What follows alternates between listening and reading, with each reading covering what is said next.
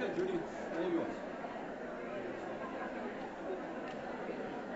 Hi, can we have your attention? Hi, I'm Judy Murphy, and I'm the state coordinator for the National Organization for Women in Vermont. I'm proud to be here to support Bernie Sanders. He has a 100% voting record on women's rights. Let's give Bernie some...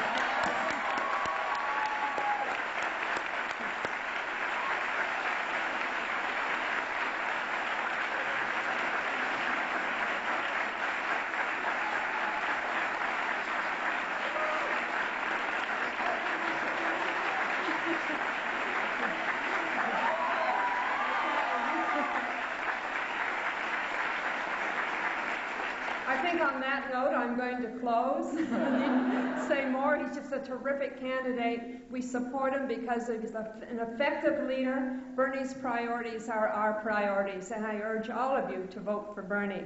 Now, I'd like to introduce Martha Abbott, who has worked with Bernie for many, many years, is a Burlington City Councilor since 1994, a small business owner here, and she's been involved in the peace and the environmental and the feminist movement for 24 years. Martha Abbott.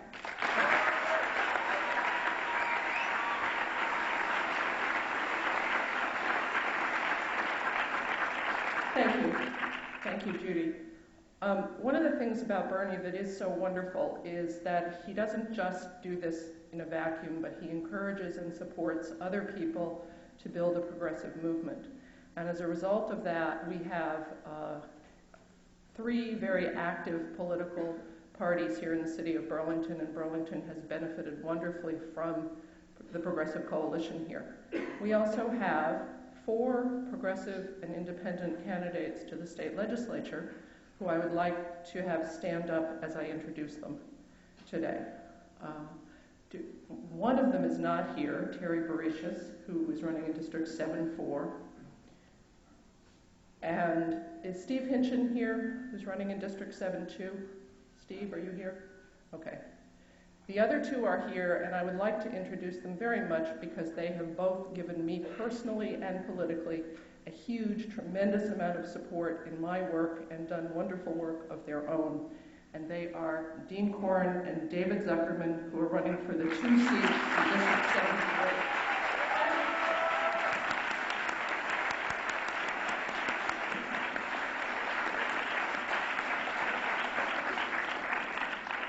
If there's anybody here who still has not registered to vote, or anyone here who needs some help figuring out how or when or where they're going to vote, please see Dean or David or any of the people who are at a table outside the door after this is over. And now it gives me great pleasure to introduce a woman who served in the Vermont State Senate for 8 years, who stepped down from that position in 1992, and we still miss her, and we still wish she would come back.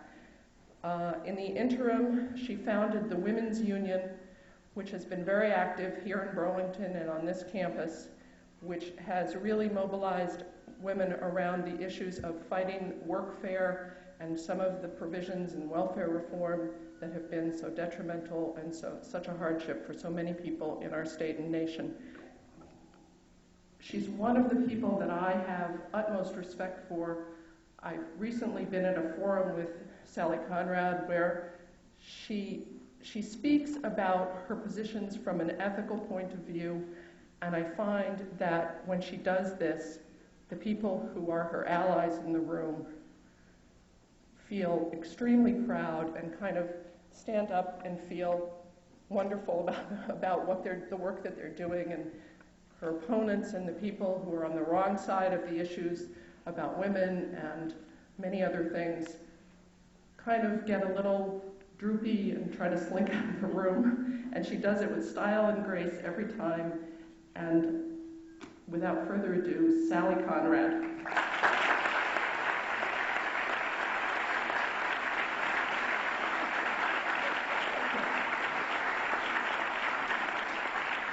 Well, I don't know that I've ever been introduced as making you feel droopy, but I'll try not to make you feel droopy today, certainly. I know that I speak on behalf of all of you and certainly the feminist community in Burlington when I give a warm welcome to Gloria Steinem. Gloria is one of the most influential writers, editors, and feminist activists of our time, and it is certainly an extreme privilege for all of us to have her here with us today. Welcome, Gloria.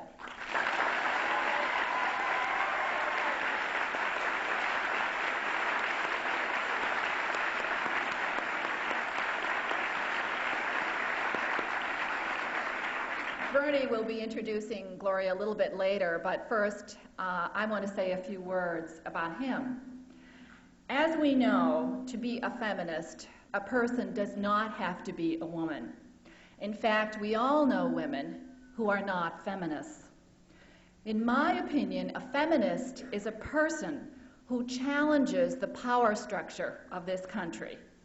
A person who realizes that every decision, whether made by government policymakers or corporate executives, is colored by the race, class, and gender of the people in power. A feminist is one who tries to shift that imbalance of power away from those who have it all to those who don't have any. Bernie Sanders is that kind of feminist. He has worked in our U.S. Congress tirelessly for reproductive rights, for health care reform, for economic justice, for affirmative action, and for continued public funding of higher education. Please welcome our Congressman, Bernie Sanders.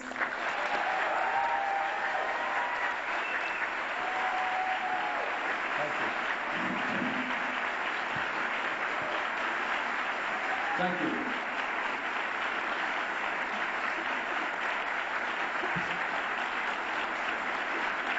Thank you. And some people say that students are apathetic.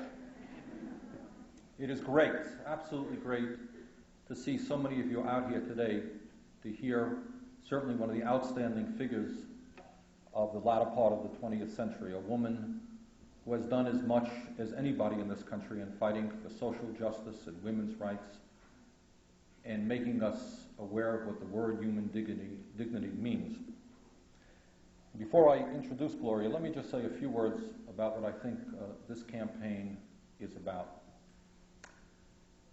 In 1994, as you know, with 38% of the people voting and 62% not voting, including a lot of young people not voting, including a lot of working people not voting, Newt Gingrich and his friends took control of the Congress. And they showed us, I think, what the ugliest, most mean-spirited, and most absurd set of priorities are about, and probably the worst legislative record for any Congress in the modern history of the United States of America.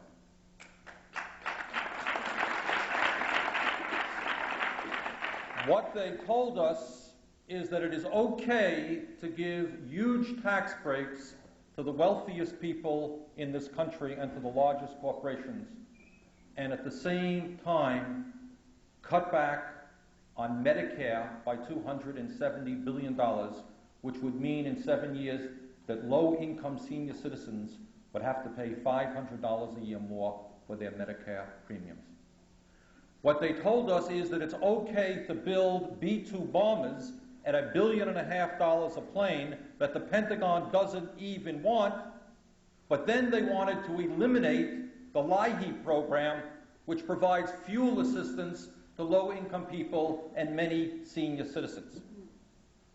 What they told us is that it's okay to continue spending $125 billion every single year on corporate welfare, that is, tax breaks and subsidies that go to the largest and most profitable corporations in America, but that it's okay to cut back on federal aid to education, which means that it'll be a lot harder for working class and middle class families to be able to send their kids to college, okay to cut back on Head Start, okay to cut back on nutrition programs, okay to dismantle the Environmental Protection Agency and to weaken our environmental laws. And that is their priorities. Tax breaks for the rich, a continuation of corporate welfare, more money on the military, and yet cutting back drastically on all of the programs that help middle class and working class and low-income people. Over and over again, we hear Newt Gingrich and Dick Armey and the Republican leadership talk about individual responsibility, getting the government off the backs of the people. That's their mantra. But when it comes to women's rights and the right of a woman to make the difficult decision with regard to an abortion, they say, no, the federal government knows best, and we're going to pass a constitutional amendment to make abortion illegal in the United States of America, and that's why we've got to defeat these people.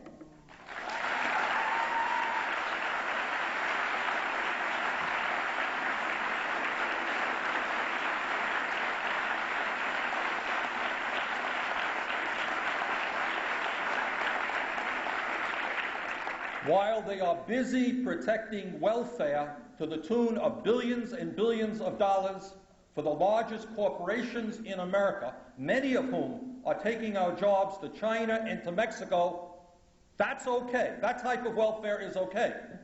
But when we have 70% of the people on welfare in America being children, then they say we've got to cut and cut and cut, and they pass legislation which the Children's Defense Fund and the National Council of Catholic Bishops think is going to add another 1 million children into poverty at a time when we have by far the highest rate of childhood poverty in the industrialized world. Welfare for the rich and the large corporations, but you cut back on assistance to low-income kids.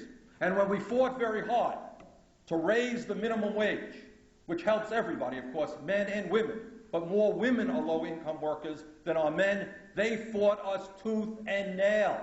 $4.25, hey, that's fine if you're a worker trying to bring up a family. No problem. In fact, Dick Armey, the majority leader in the Congress, who was here some months ago campaigning for my opponent, his position is not only that we shouldn't have raised the minimum wage, his position, and he fought for it, is that we eliminate the concept of the minimum wage and we go back to having people in America working for $2 or $3 an hour. Tax breaks for the rich and lowering the minimum wage for workers. And when we said, what about health care for all people? No way. And when we fought for affirmative action, no way. So what you have in Congress right now is an agenda which protects the people who do not need protecting. At a time when the rich are getting richer, they do not need more protecting. It is the moral thing, it is the right thing. If we look at what a country is supposed to be about, is that you stand up for the weak and the vulnerable, not the rich and the powerful. You don't give tax breaks to the rich and then cut back on education, on LIHEAP, on Medicare, and on the programs that the children depend upon. And that's what this election is about. It's about whether we finally say to Newt Gingrich and Dick Armey and the right-wing extremists who control Congress, their day is done. We're turning our back on them. We're going to go forward with an agenda that calls for justice for all working people. That's what the election is about.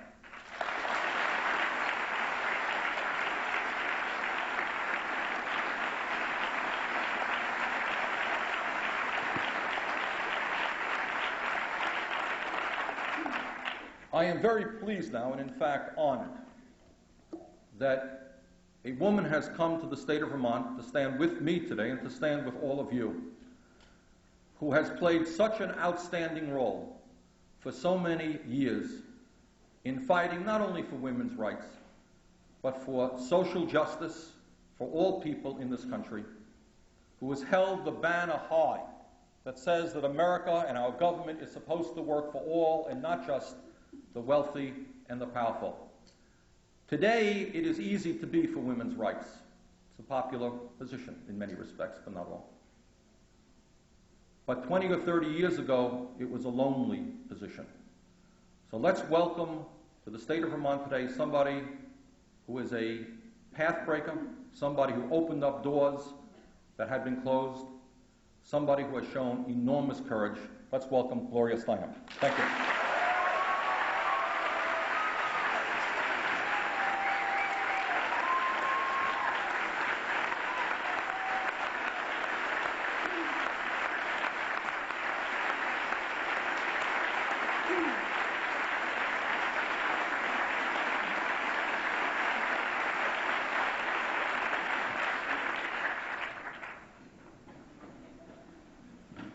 Actually, I'm only here today to make Bernie Sanders an honorary woman.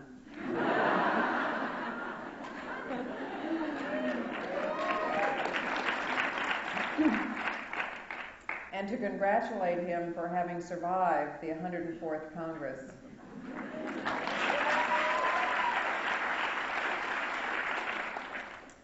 I just want to continue some of the strands that Bernie began, because I was sitting here worrying about people feeling discouraged, you know? People getting turned off the electoral system, people saying, hey, you know, how did Newt Gingrich get there in the first place? So I think it's important, first of all, to realize that it isn't the country that's the problem. They don't represent the country.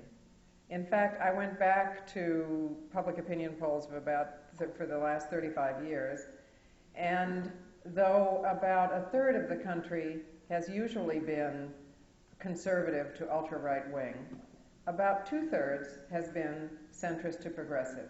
And if anything, that progressive movement, thanks to you and thanks to people like Bernie, has increased.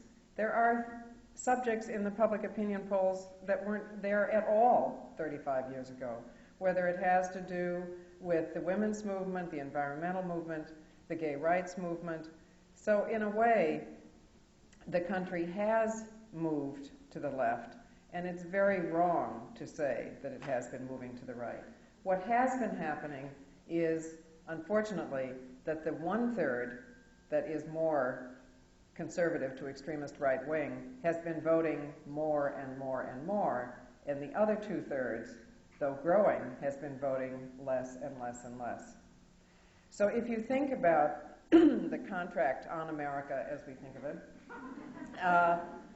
and you consider that, as Bernie pointed out, only about 39% of the eligible electorate voted, and only about little more than half of that could be said in any way to have voted for those issues. And then you look at the polls further and see that of that group that supposedly voted for those issues, only 10% had ever heard of the contract with America, and less than 1% could name one thing in it. Then you realize how small a group we are dealing with, and yet how greatly their power can be magnified simply because they have used the vote better and more often than we have used the vote. Now, I've been campaigning for a long time in various, I think I started out with Adlai Stevenson, and it was with Students for Stevenson, at which the idea of sexual politics was so undeveloped that all of us females had to stay on the upper floor of the building because he was single and they were afraid that people would think. And of course, in those days, though there were many important issues, they were not issues that made visible the majority of the population in many ways. But it's amazing how long it takes you to learn. It's taken me all this time to figure out why it is that so few of us vote, and indeed that fewer and fewer of us vote. I did not realize at the time that we were and still are the country in the world in which it is most difficult to register and vote. Every other country makes it easier. In Canada, for instance, 2 paid employees of the government go to every household to make sure you're registered, and they post a list of registered voters in your neighborhood so that you can make sure that you're on it. In India, where 70% in India, with all of its problems of poverty and illiteracy, 70% of the electorate turns out, because essentially they view voting so important that they kind of keep the polls open until everybody's voted. No? I mean, we could do that. If you look at South Africa, for a while I was carrying around those photographs, the big voting lines, people standing for days and days and days, because it was so important. But in addition to the physical difficulty, the procedural physical difficulty in this country, we have to realize for how short a time many of us have even been able to vote or felt connected in any way to the electoral system. For how long a time it was that women of all races and men of color, and indeed everybody who wasn't a property-owning white male, was viewed as somebody who, didn't have this kind of civic power. And what I began to realize as I went back and looked at the polls and thought about this problem more now, is that actually there's a great difference even since I grew up, because I felt connected to the electoral system by my mother, who tears used to come into her eyes when she heard the name Franklin Roosevelt.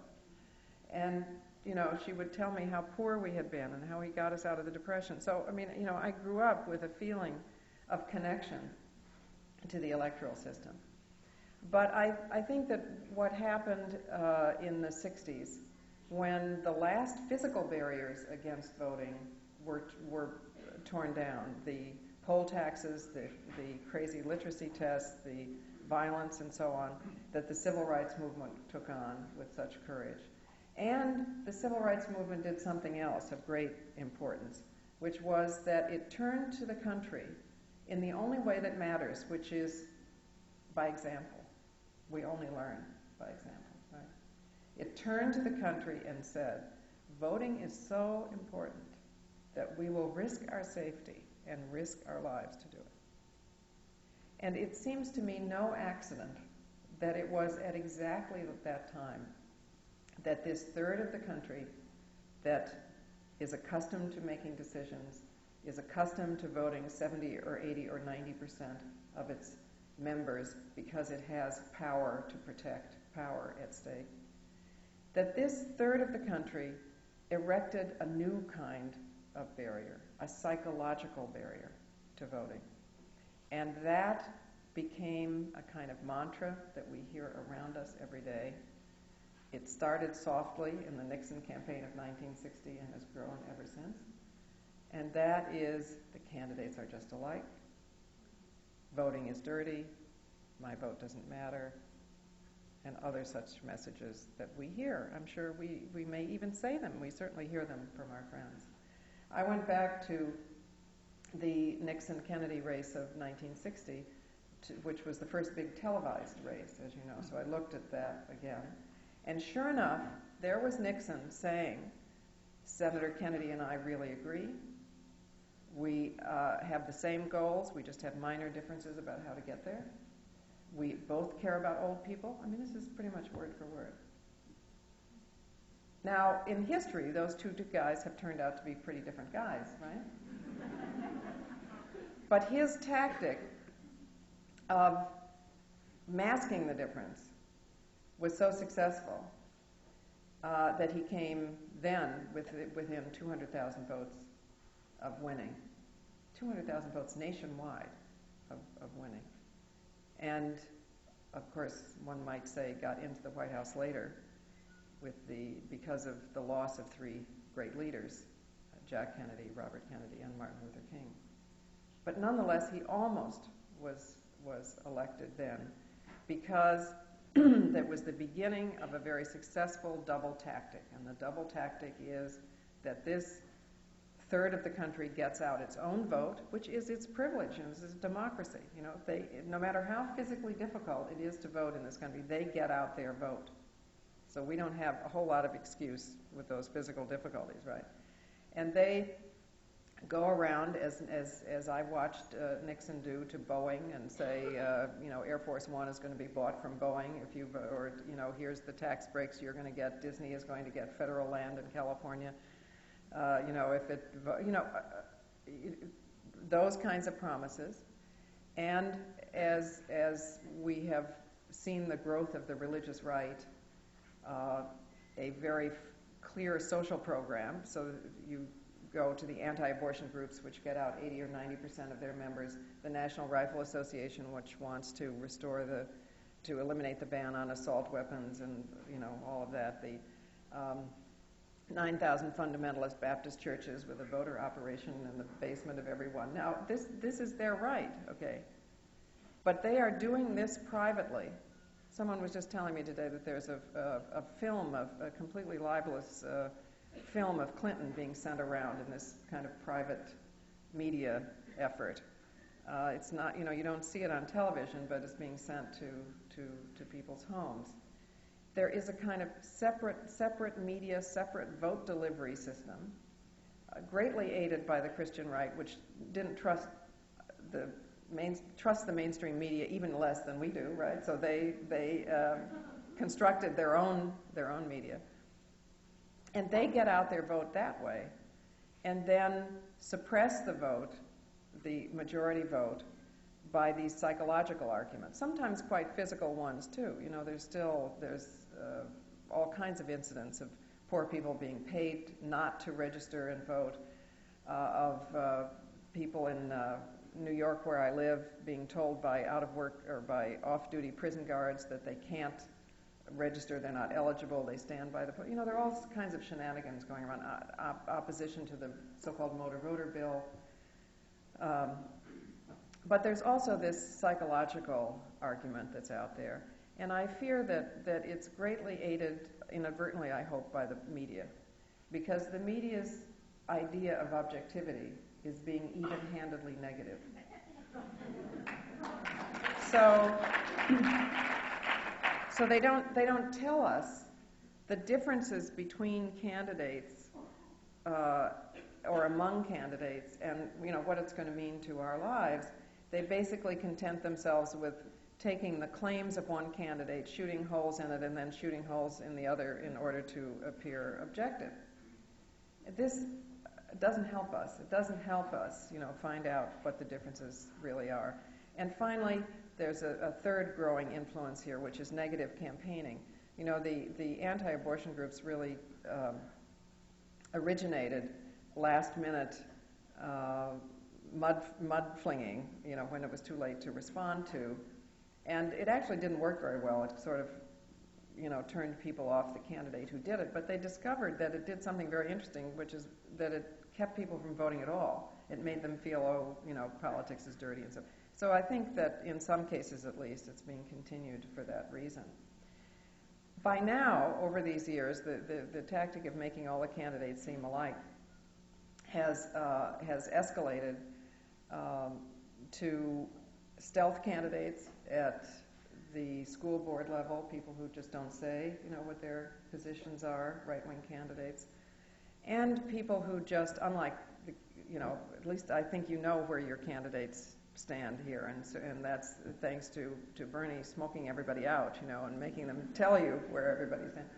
But that's not true in a lot of other places. Kay Bailey Hutchinson, the senator from Texas, calls herself pro-choice because she knows that pro-choice is a winning position. But actually, she has voted anti-choice 85% of the time. Huffington, remember Huffington in California? He almost beat Dianne Feinstein by calling himself pro-choice. He voted anti-choice 100% of the time. There's a Senate race now between Durbin and Salvi in Illinois. I don't know if any of you is here from Illinois, but if you know anybody who votes in Illinois, be sure to tell them. Durbin is a good, candidate who represents the majority issues. And Salvi is so extremist right-wing that he was assumed to be unable to win the primary. But in fact, he did win the primary. And because he's a nice-looking lawyer who doesn't discuss the issues, but just goes on television and is a nice-looking person, nobody seems to be noticing that he was endorsed by the Ku Klux Klan and didn't repudiate this endorsement. Because his wife is this nice-looking, perfectly normal-looking woman, nobody seems to be noticing that she says things like contraception is chemical warfare against women. You can't make this stuff up. I don't want to go on too long because I want us to be able to talk, but I could give you I've been traveling all of October for these campaigns, so I'm full of examples. In fact, I've just been in California where there are a number of congressional races because we want very much for Bernie to have company, you know, when he goes back to the next Congress. So we're doing our best.